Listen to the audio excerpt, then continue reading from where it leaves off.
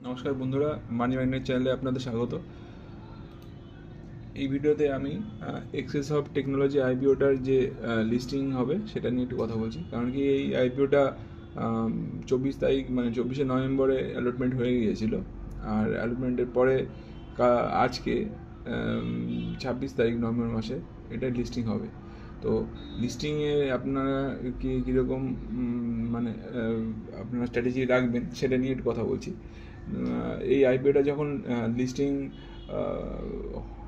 হচ্ছে তখন মার্কেটে জিএমপি যেরকম থাকবে সেই হিসাবে আমরা ডিসিশন নিতে পারি।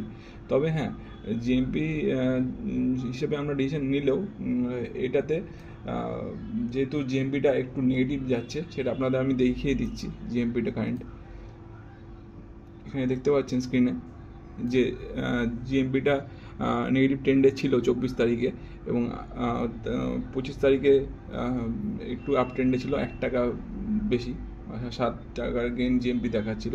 মানে অলমোস্ট ওই এস্টিমেটেড প্রফিট দেখাচ্ছিল 875 টাকা, আর গেইন পার্সেন্টেজ 6%-এর মতো। তো খুব বিশাল কিছু না, ধরে রাখতে পারেন আপনারা 1000 টাকার মতো গেইন পার্সেন্টেজ ইনিশিয়ালে হতে পারে।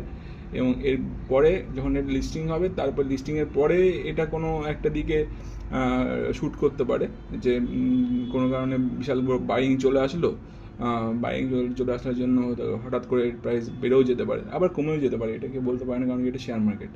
তো আমার মতে যা লিস্টিং গেইন চাইছেন তারা লিস্টিং গেইন এটা নিয়ে নিতে পারেন, নিয়ে